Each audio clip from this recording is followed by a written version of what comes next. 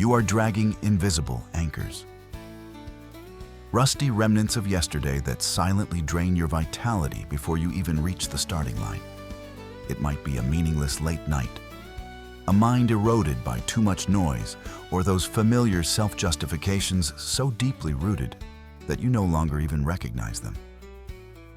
You call it exhaustion, a lack of motivation, or simply not the right time. But through the Stoic lens, most stagnation doesn't stem from a harsh fate. It comes from allowing the inferior, the easy, and the short term to take command. One cannot walk steadily toward the future if they are still secretly negotiating with their own weakness every single day. That is why true transformation rarely begins with inspiration.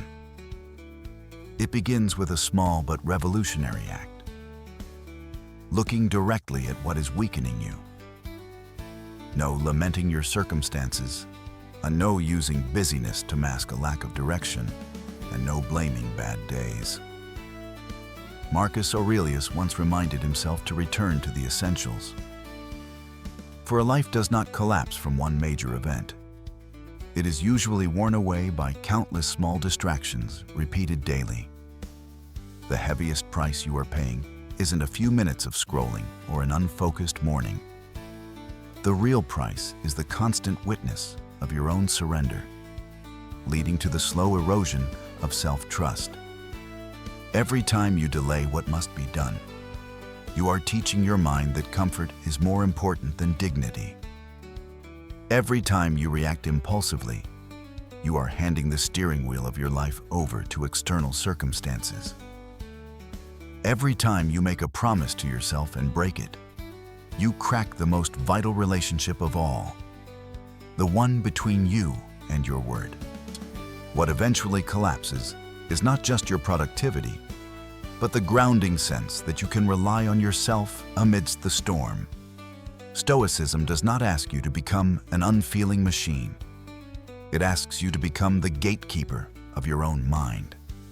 Before every impulse, ask, is this worth my life force? Before every temptation, ask, is this action building or eroding the person I wish to become? With just one deep pause, you begin to reclaim the power of choice.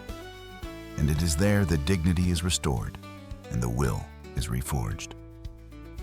If you want to join the Stoic journey in building a disciplined, still mind that no longer lives on autopilot, please subscribe to the channel, share this video, and leave a comment. I choose to master myself. That is not just a sentence. It is the first commitment to stop being dragged by yesterday and start crafting your own destiny. 1. Living by intention instead of reflex. Most people move through their days not by choice, but by reflex. We open our eyes and immediately allow an urgent email, a blunt text, or someone's sour expression to dictate our entire mental state. The day then unfolds in a chain of unconscious reactions. From one pressure to another distraction, from anxiety to impulsivity, from old habits to decisions made solely to avoid discomfort. On the surface, it looks like a busy life. But at a deeper level, it is an existence dragged along by inertia, where you aren't truly living by your will, but merely reacting to the world. The Stoics saw through this trap thousands of years ago. They understood that true freedom has never meant being able to do whatever you want, but rather the ability to master your mind amidst any upheaval.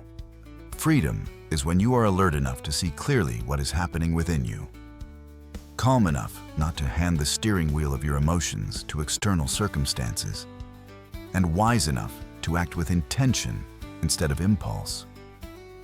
You cannot force the world to stop being chaotic, but you can refuse to let it decide your peace of mind.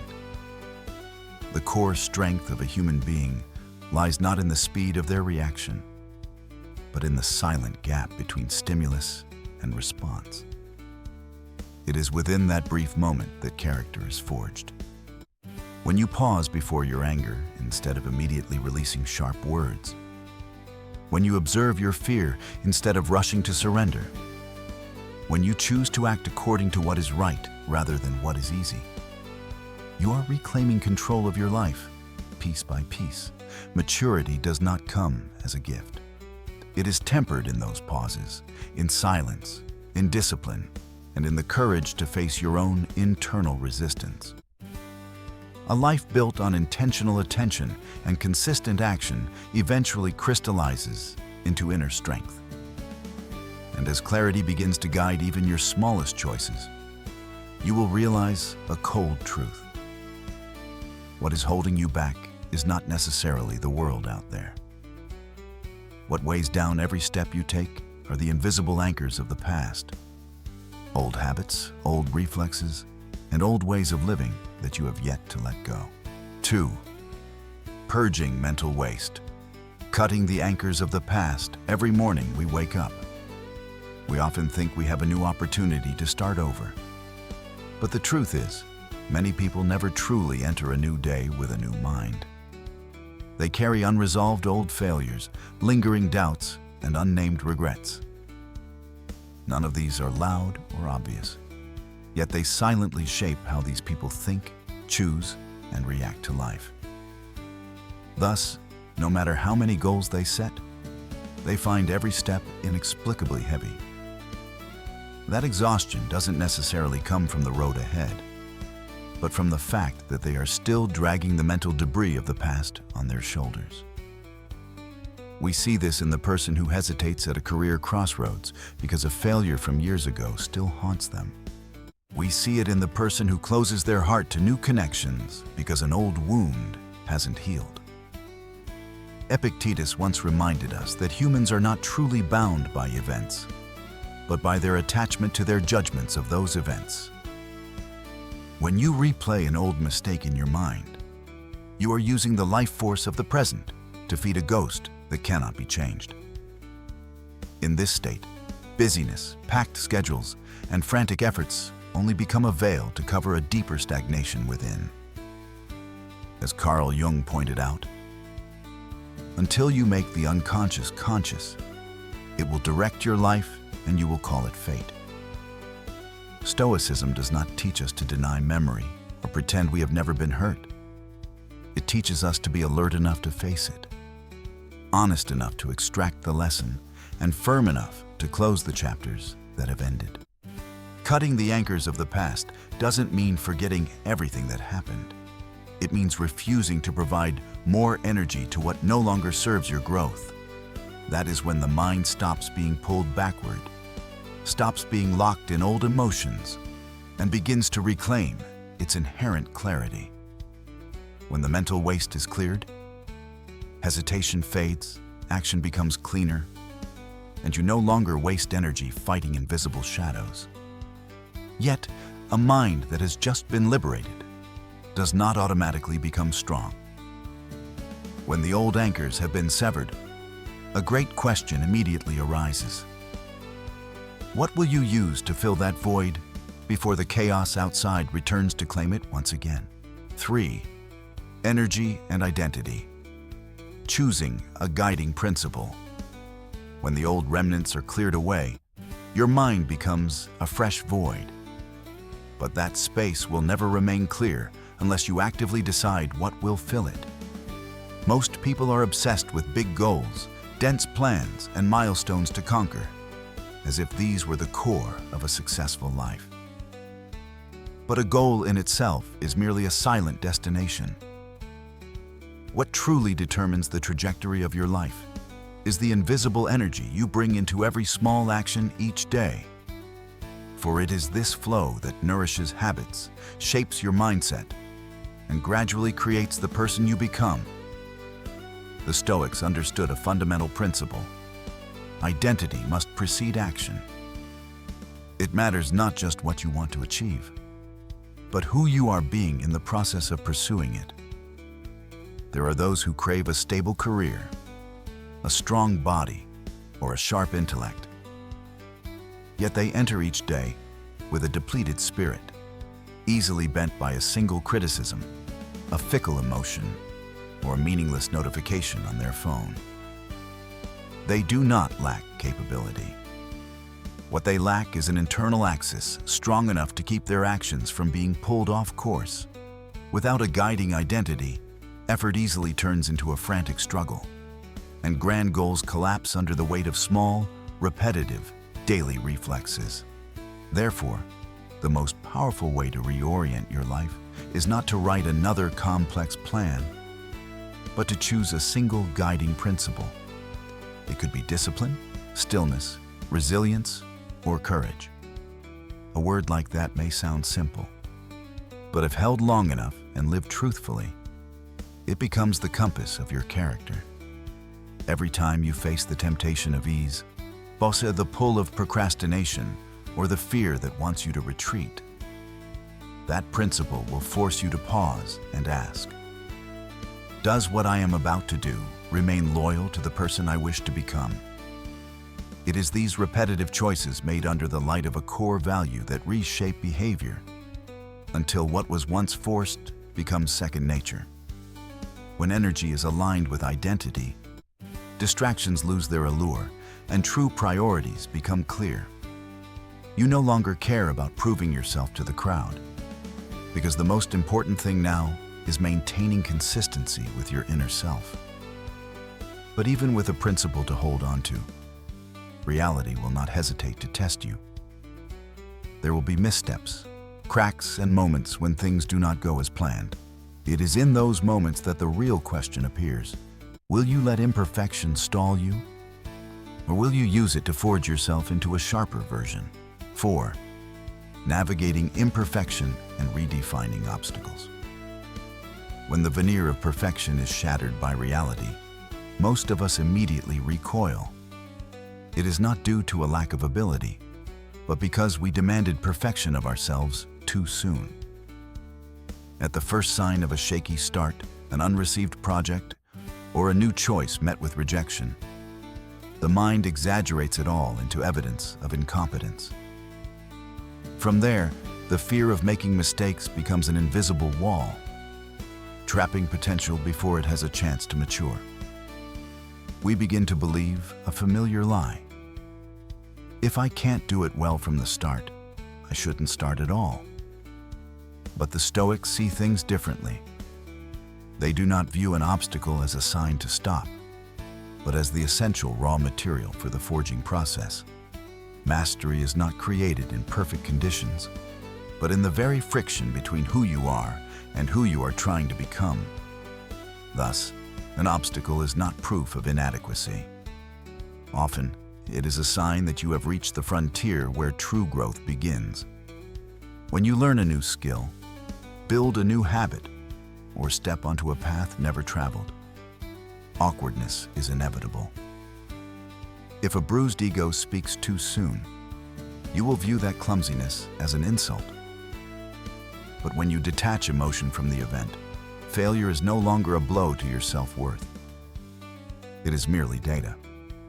It shows you what isn't right yet, what gaps remain, and where more tempering is needed. The trembling, the tension, or the urge to quit when facing something new is not proof that you aren't good enough. It is simply the nervous system's natural reaction to the unfamiliar. Real maturity, therefore, lies not in avoiding imperfection, but in the ability to walk through it without turning back. Every time you repeat a clumsy effort, you are teaching your mind that difficulty is not a threat, but an environment for adaptation. A misstep does not make you weaker unless you use it to condemn yourself.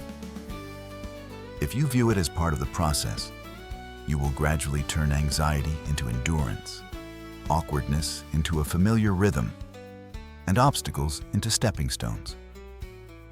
That is when you stop being obsessed with being perfect and start becoming truly dangerous through your ability to persist amidst the imperfect. 5. The neuroscience of Stoic practice. Stoicism is not just an ancient ideology. It is a form of practical psychology that aligns incredibly well with how the brain operates. Whenever you start a difficult project, adopt a new habit, or face a risky decision. A feeling of chest tightness, procrastination, and the urge to retreat often appears almost instantly. But that feeling isn't always intuition warning you to stop. In many cases, it is simply the brain's natural reaction to the unfamiliar. Neuroscience calls this a prediction error. The brain tends to view the new as a threat, simply because it lacks the data to process it smoothly. In other words, initial resistance is not evidence of incompetence. It is merely a signal that you are stepping outside your old operating zone. Notably, the Stoics knew how to soothe this reaction very early on, using a method that today's science and elite performers both utilize: simulation of experience. Instead of merely hoping for things to go smoothly, they actively visualize difficulties, failures, pressures, and uncertainty. This wasn't to scare themselves, but to expose the mind to discomfort in a controlled state. When you clearly visualize a stressful situation, feel its pressure, but maintain steady breathing and alertness, the brain begins to record it as a somewhat familiar experience. Consequently, when the actual situation occurs, you are no longer completely overwhelmed by the novelty. This is also why every small action repeated amidst difficulty carries such immense power. Every time you act correctly despite your body's urge to delay, you are teaching your nervous system a new lesson. Discomfort does not equal danger, and challenges do not always need to be avoided. Old neural pathways linked to avoidance weaken, while new trails linked to discipline, calm, and consistency are reinforced bit by bit. Over time, what once stressed you out will no longer carry the same weight. Discipline then ceases to be a forced act and gradually becomes a stable reflex of your identity. But no matter how much the brain is trained, willpower remains a finite resource. A strong mind can still be eroded if it must fight chaos every day without a foothold. Inner strength cannot develop sustainably if it is not protected by a healthy, structured environment. And that is where the next question arises. If you want to keep your mind from constantly falling back into the old and the distracted, how must you design your external world? 6. Building the ecosystem of mastery. No matter how sharp the mind is trained, willpower is always a finite resource. You cannot rely on white-knuckled endurance every day to fight off the chaos, temptations, and distractions of the world. Personal motivation, however strong, is not enough to create lasting change if it isn't supported by a proper structure. Most people fail not because they lack ambition, but because they believe individual effort can replace a system strong enough to protect who they want to become. If you want your aspirations not to be diluted by fatigue and fleeting emotions, the first thing to do is strip inspiration of its power by systematizing your intentions. A serious writer, someone building a career from scratch, or a person rebuilding their life cannot live on rare bursts of inspiration. They exist through fixed rhythms, clear time anchors, and rules preset when their minds were still clear. A system lightens the burden on the mind, reduces internal conflict, and turns effort from something random into a rhythm you can rely on. Discipline, then, is no longer a daily struggle with yourself, but a silent loyalty to a pre-chosen structure. But even a good system can be ruined if placed in a misaligned environment. Environment shapes behavior far more powerfully than the promises you make to yourself. By simply placing a device full of notifications in front of you, you force your brain to expend energy just to resist it. Often, your weariness doesn't come from being weak, but from living in a space designed to nurture distraction rather than protect focus. Therefore, clearing your desk, cutting digital noise, and returning simplicity to your living space are not trivial tasks. They are how you build an external scaffold to support internal clarity. You cannot always win against temptation with willpower. Often, the wiser move is to redesign the environment so that temptation becomes harder to reach. And then there is a deeper layer. Humans are masters at silently compromising with themselves. Discipline forged in solitude can easily soften without an external standard reflecting back. Thus, we need a circle of accountability, not for applause, but for reminders. These are people who understand the path you are on, respect the values you pursue, and are honest enough not to let you slide into smooth justifications.